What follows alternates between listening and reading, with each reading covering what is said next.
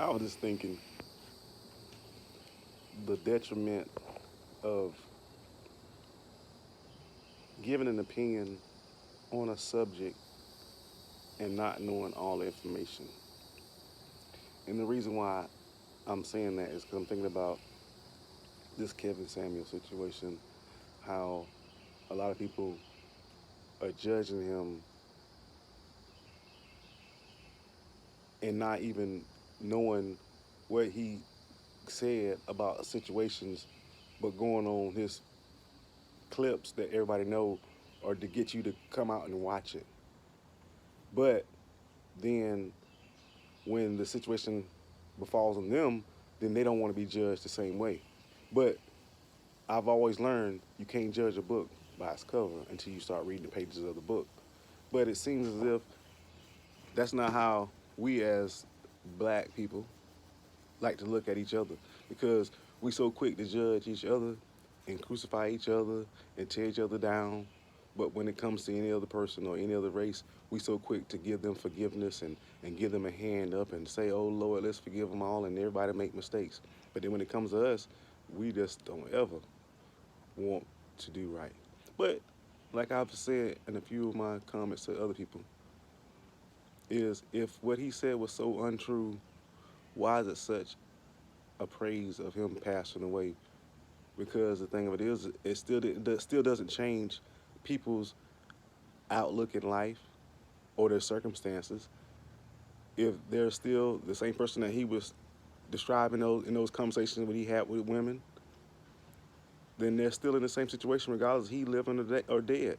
They're still in that same situation. So him leaving this earth didn't change their situation. So what are everybody so proud and happy for? That's the thing I don't understand. And like someone else said, they've given people that they know have done wrong more praises than they give him, and he ain't do nothing wrong. And the only thing people could say is, well, he never forced anybody to come on this show. He never forced them. But the women came on there because a lot of times they wanted to know what there was wrong and why they wasn't getting the results that they wanted in life. Just like with us, men sit in the barber shops and on basketball courts, in the bars or whatever, and we talk about our gripes with women and the disrespect that we feel that women give us. But then when a man present our gripes to women, the first thing we want to do is say, oh, he's too hard on them. He was never too hard on women, because we as men know women have told us some really disrespectful things. But what we did, we took it on the chin, and like he's always say, we just got ourselves better. We worked at getting our lives better. We went. If we had to get a haircut, we got a haircut. We need to get our teeth fixed, we got our teeth fixed. We need to get a better job and get more money, we did that. We need to educate ourselves, we did that. But then when now that we're asking women to give us more to life than just having some sex with us, then oh my goodness, now you're such a bad person and it's the end of the world. No, I don't. That's not the truth. Like I keep saying, the truth is a two-edged sword. The truth is a two-edged sword. It helps as well as it heals, and it heals as well as it hurts. And see, a lot of people don't want that. Like I was telling one of my customers today, if you talk for 10 minutes and for 9 minutes and 50 seconds, everything that you said, people was agreeing with. But then the last 10 seconds, you said something that people didn't like. Not that it wasn't true. It was something they didn't like. The first thing they want to tell you, oh, you don't know what you're talking about. Now, how can, for those 9 minutes and 50 seconds, I was telling you something that was truth, but now these last 10 seconds, you don't like what I said, so everything I said was a lie? No. That's what constructive criticism is. That's what the truth is. It helps as well as it hurts. It cuts as well as it heals.